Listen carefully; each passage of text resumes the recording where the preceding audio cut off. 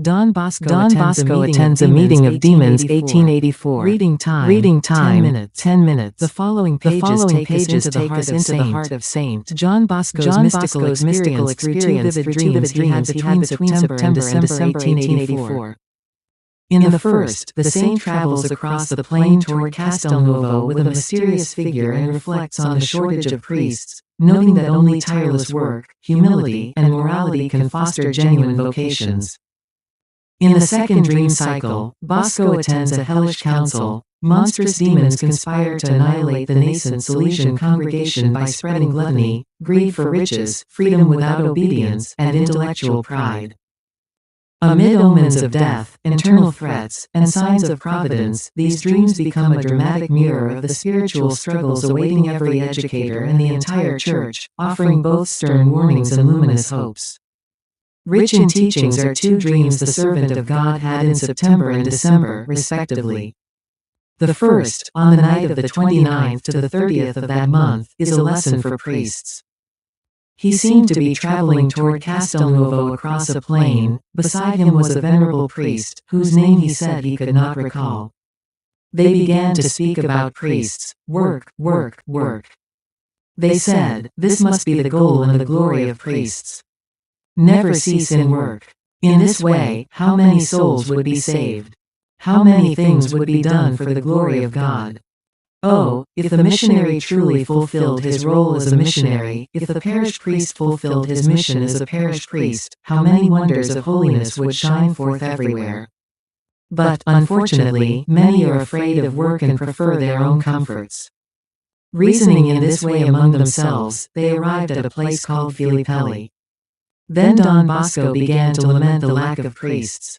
It's true, the other agreed, priests are scarce, but if all priests fulfilled their priestly duties, there would be enough. How many priests there are who do nothing for the ministry?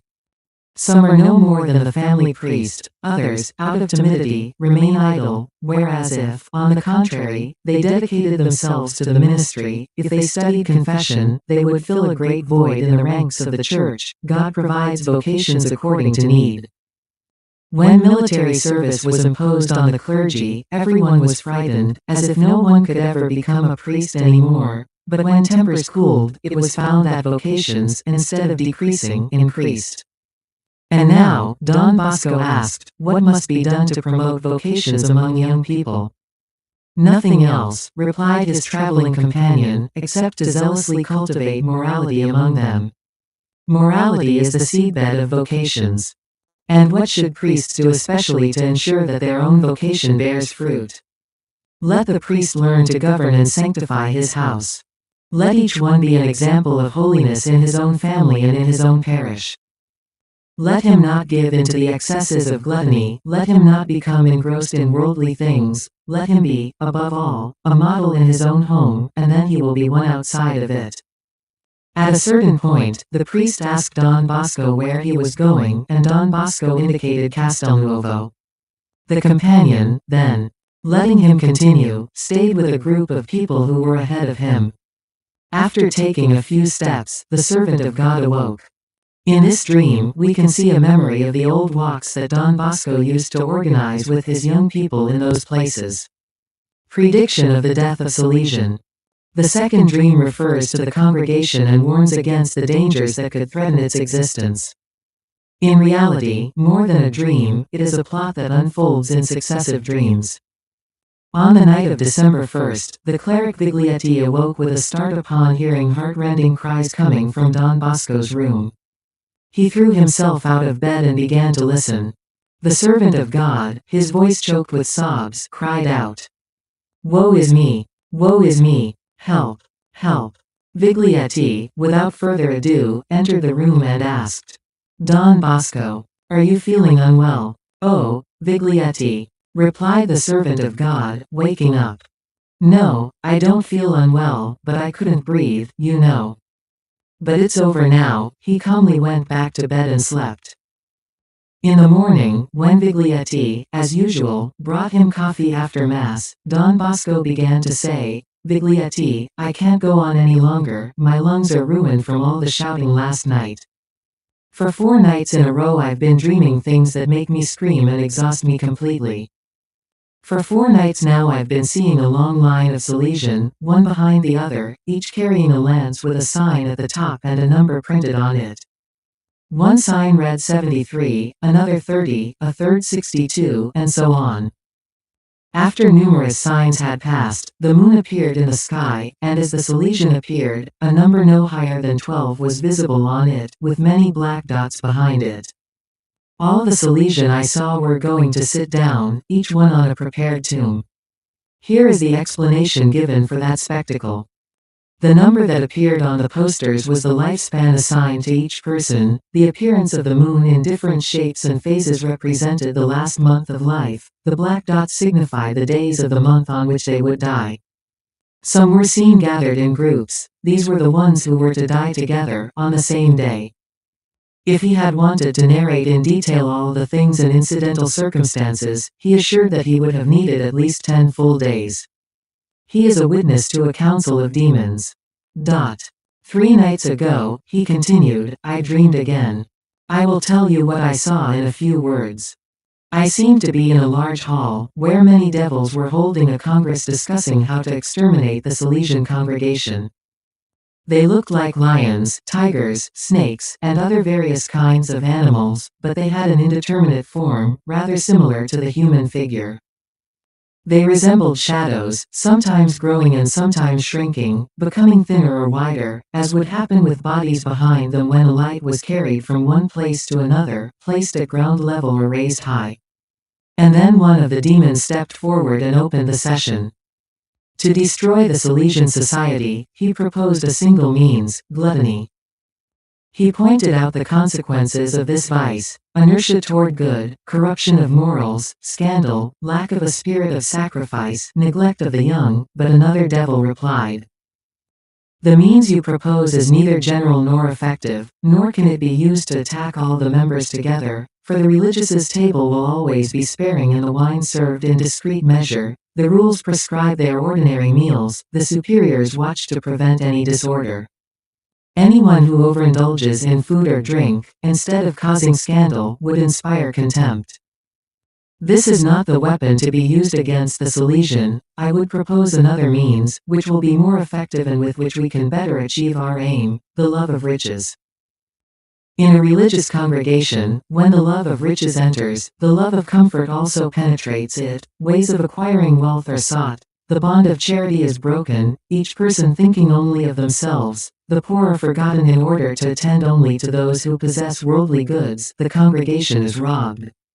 He wanted to continue, but a third person emerged and exclaimed, but what gluttony, what riches!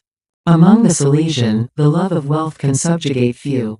The Salesian are all poor, they have few opportunities to acquire any money. Besides, in general, they are constituted in such a way, and their needs are so many because of the many young people they care for and the houses they have to supply, that any sum, however large, would be immediately spent.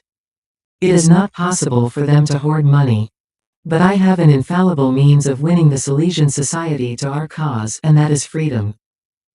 Induce, then, the Salesian to despise the rules, to reject certain occupations as burdensome and dishonorable, to create schisms among the superiors with differing opinions, to go and visit relatives under the pretext of invitations, and things like that.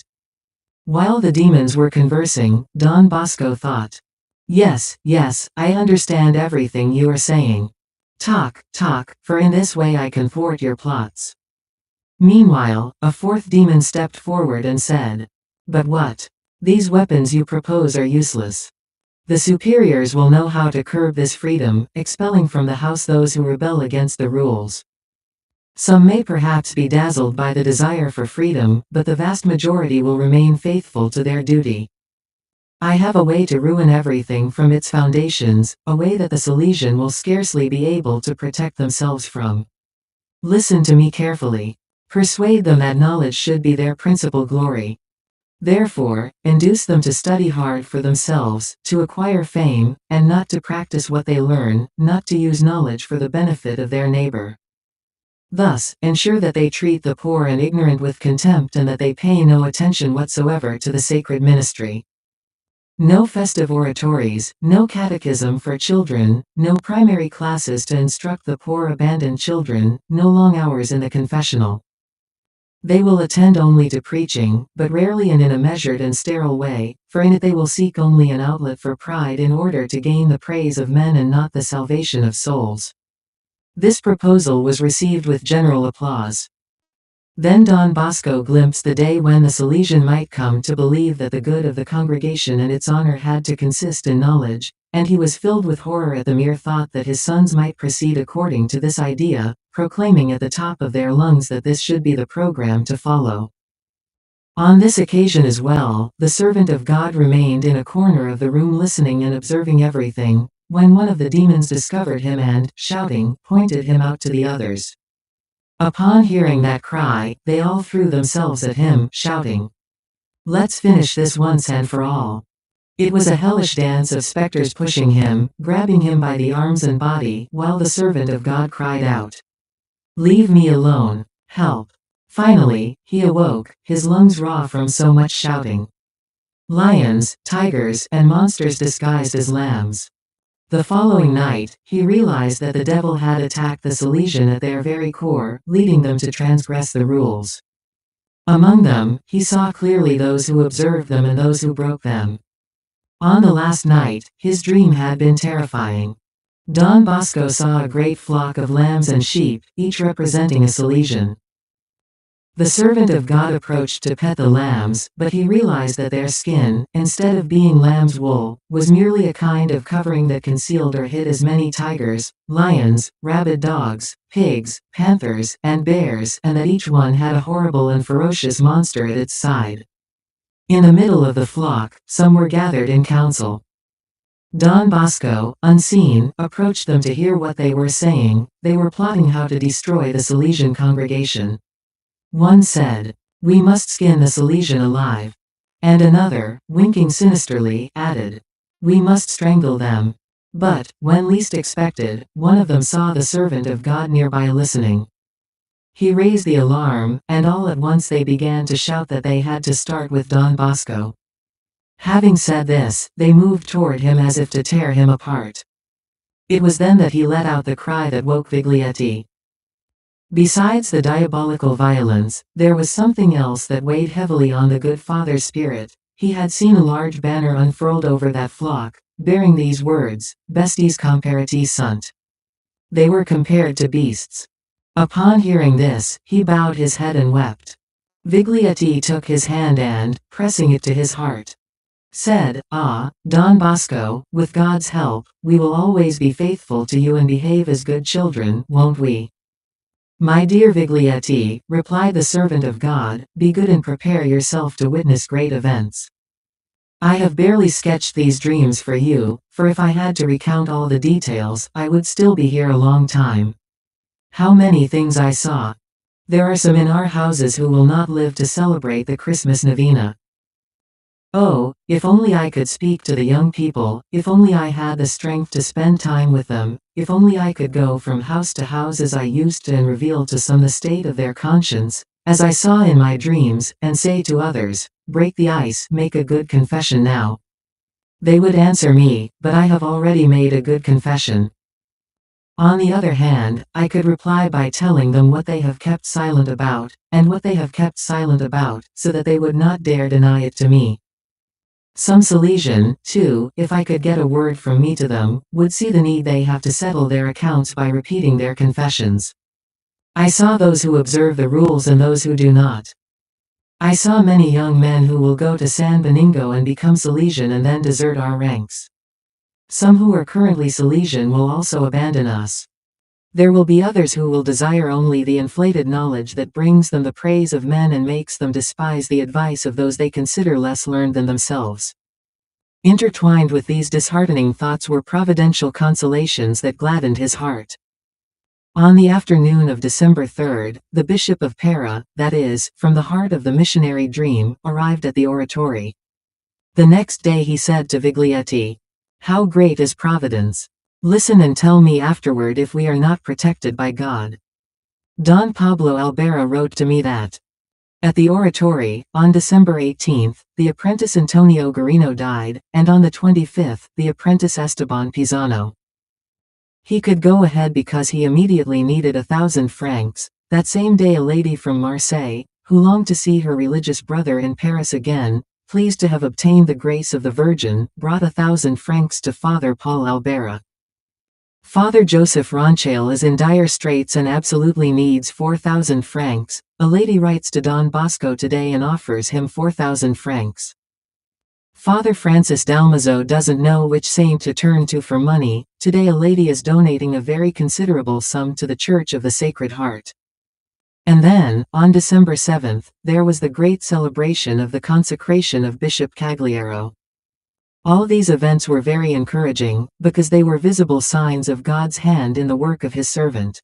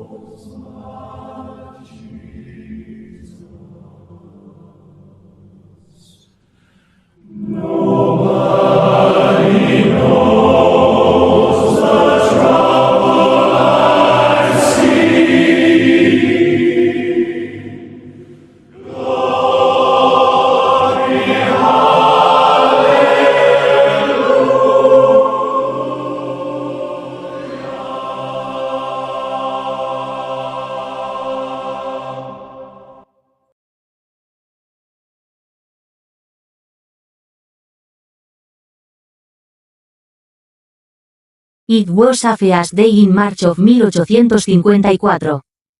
After Vespers, Don Bosco gathered all the boarding students in a room behind the sacristy and announced that he was going to tell them about a dream. Among those present were the boys Cagliaro, Turkey, and Anfossi, and the priests Roviglio and Bazzetti, from whose lips we hear our account. They were all convinced that Don Bosco concealed the messages he received from heaven under the guise of dreams. The dream was as follows. I was among you in the courtyard, and my heart rejoiced to see you so lively, cheerful, and happy. Some were jumping, some were shouting, others were running. Suddenly, I saw one of you come out of a door of the house and begin to walk among the other boys wearing a kind of top hat or turban. It was this transparent turban, illuminated from within, bearing in its center a beautiful crescent moon engraved with the number 22. Amazed, I immediately tried to approach the young man in question to tell him to remove that carnival disguise, but then, the atmosphere began to darken, and as if tolling a bell, the courtyard deserted, all the young men gathering in rows beneath the porticos. Their faces reflected great fear, and 10 or 12 of them were deathly pale. I walked past them all to examine them, and among them I discovered the one wearing the crescent moon on his head, who was paler than the others, a funereal shroud hung from his shoulders. I approached him to ask the meaning of it all, when a hand stopped me, and I saw a grave-looking, noble-looking stranger who said to me, "Before you approach him, listen to me, he still has 22 moons of time, before they have passed, this young man will die. Keep a close eye on him and prepare him." I wanted to ask that man for some further explanation about what he had just told me and about his sudden appearance, but I couldn't see him again. The young man in question, my dear children, is known to me and is among you. A palpable terror gripped the listeners, all the more so because it was the first time Don Bosco had announced publicly and with a certain solemnity the death of one of their own. The good father couldn't help but notice and continued, "I know the one with the moons, he's among you. But I don't want you to be frightened. As I've told you, it's just a dream, and you know that dreams shouldn't always be taken at face value. In any case, whatever the outcome, the truth is that we must always be prepared, as the divine Savior advises us in the Gospel, and not commit sins, then death will not frighten us. Be good, all of you, do not offend the Lord, and meanwhile, I will keep a close eye on the one with the number 22, the one with the 22 moons, or 22 months, that's what it means, and I hope he will have a good death." This news, although it initially frightened the boys greatly, immediately did them a great deal of good, for they all tried to remain in God's grace, mindful of death, while counting the passing moons. Don Bosco would occasionally ask them, "How many more moons are there?" And the boys would answer, 20, 18, 15, etc. Sometimes, some of them, who didn't miss a single word, would approach him to tell him the number of moons that had passed, and they would try to make predictions, to guess, but Don Bosco remained silent. The young piano, who had entered the oratory in November 1854, heard about the 9th moon, and through his superiors and companions, he learned of Don Bosco's prediction. And he, like the others, began to pay attention to events. The year 1854 ended, a few months of 1855 passed, and October arrived, that is, the month corresponding to the 20th moon. Cagliaro, now a cleric, had been put in charge of watching over 3 rooms located in the old Pinardi house, which served as dormitories for some of the boys. Among them was a certain Segundo Gergo, a native of Pettinengo, in the Biella region, who was about 17 years old, well-developed and robust, the very prototype of a healthy young man, whose appearance suggested he would live a long life and reach a very old age. His father had recommended him to Don Bosco to be accepted as a boarder. He was an excellent pianist and a good organist, he studied music from morning till night and earned a good living giving lessons in Turin. Throughout the year, Don Bosco had occasionally asked the cleric Cagliaro for reports on the conduct of those under his care with particular interest. In October, he called him and said, "Where do you sleep?" "In the last room, and from there I attend to the other 2, replied Cagliaro. "And wouldn't it be better if you moved your bed to the middle room?" "As you wish, but I must inform you that the other 2 rooms are free of dampness, while one of the walls of the second room forms part of the recently built church bell tower. Therefore, there is a bit of dampness there, winter is approaching, and it could make me ill." Besides, from where I am now, I can easily attend to all the young men in my dormitory. As for attending to them, I know you can do it well, but I think it would be better if you moved to the middle room." Cagliero obeyed, but after some time he asked Don Bosco for permission to move his bed back to his previous room. Don Bosco refused. "Stay where you are," he told him, "and sleep soundly, for your health will not suffer in the slightest." The cleric Cagliero was reassured, and a few days later he was summoned by Don Bosco. "How many of you are in your new room?" "3, he replied. "Garovaglia, the young Segundo Gergo, and myself, plus the piano, which makes 4. "Good," said Don Bosco, "very good. You are 3 pianists, and Gergo can give you music lessons. You try not to lose sight of him." And he added nothing more. The cleric, driven by curiosity and suspecting something, began to ask him questions, but Don Bosco interrupted him, saying, "You will know the reason for all this in due time." The secret was none other than that the young man of the 22 moons was in that room. At the beginning of December, there was no one sick in the oratory, and Don Bosco, going up to his platform after the evening prayers, announced that one of the young men present would die before Christmas. Faced with this new prediction and the imminent fulfillment of the 22 moons, great concern reigned in the house. The boys frequently recalled Don Bosco's words and feared the coming of what he had foretold. Don Bosco, around that time, again called Father Cagliero, asking if Gergo was behaving himself and if, after giving music lessons in town, he returned home early.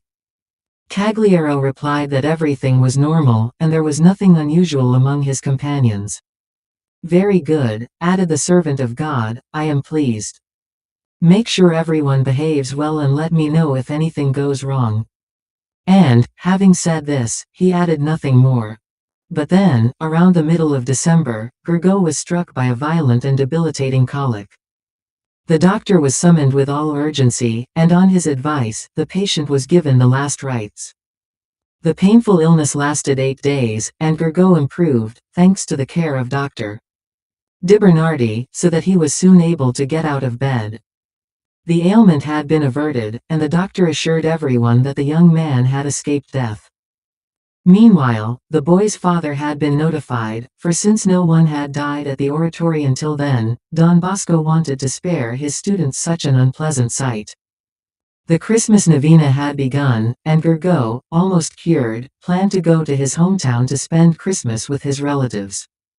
Nevertheless, whenever good news was brought to Don Bosco about the young man, the good father seemed reluctant to believe it.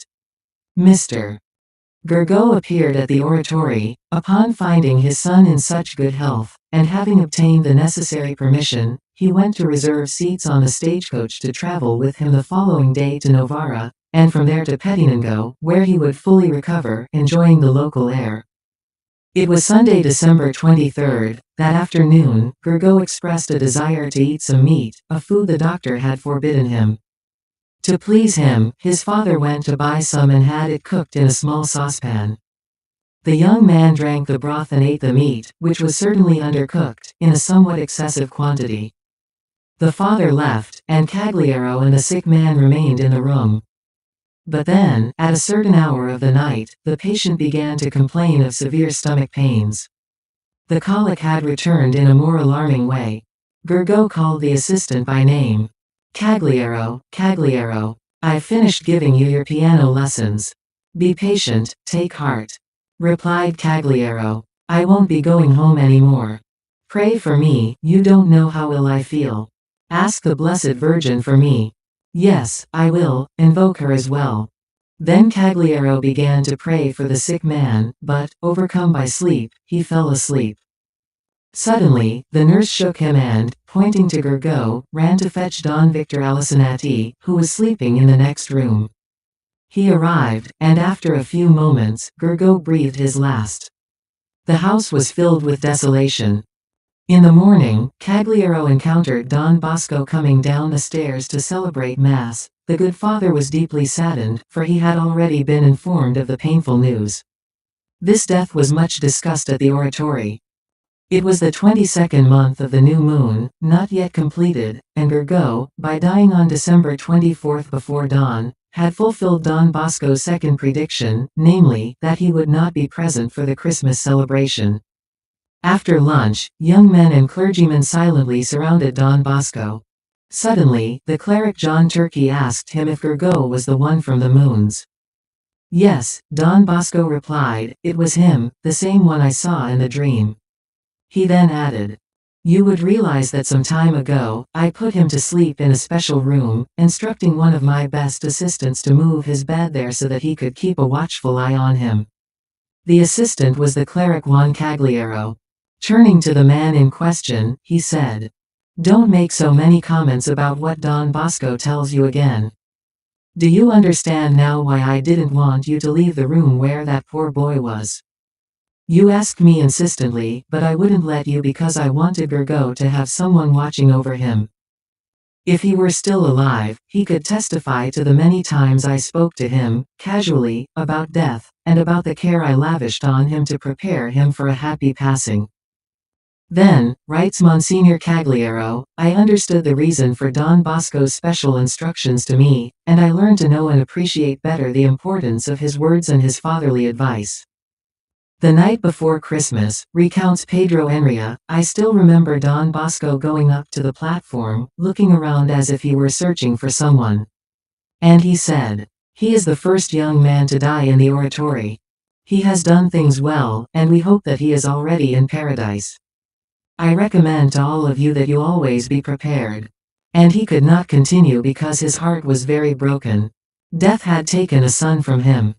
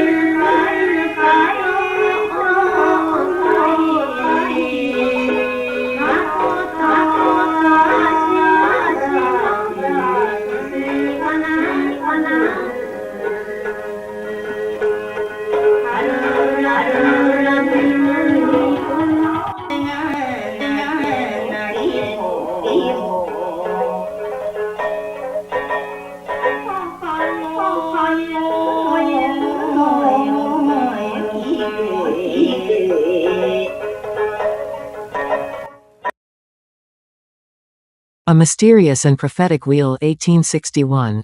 Reading time, 26 minutes. Pues es grande el peligro que este al hombre, ya que este ignora lo que está por venir, pues lo que está por venir, quien va a anunciárselo. Con singular concordance.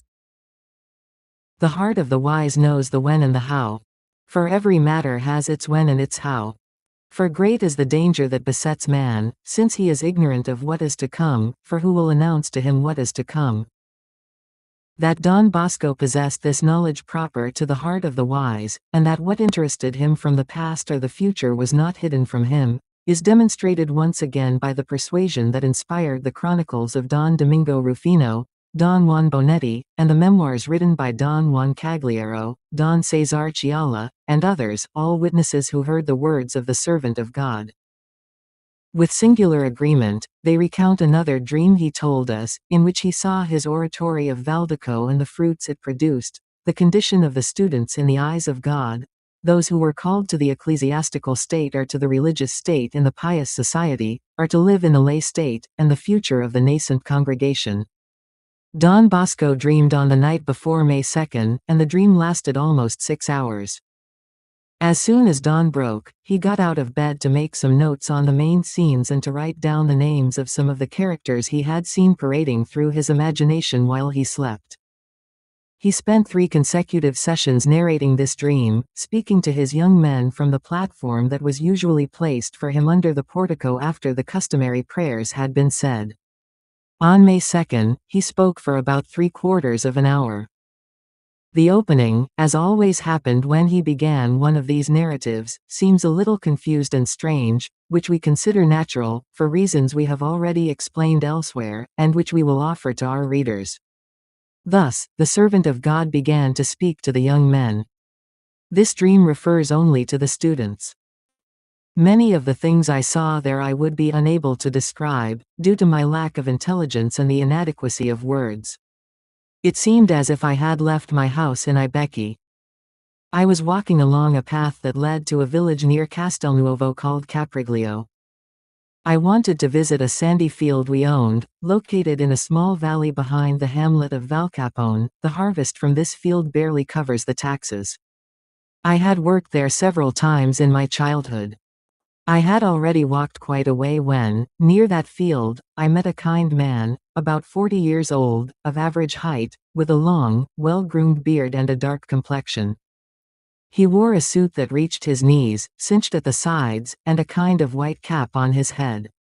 He stood there, as if waiting for someone.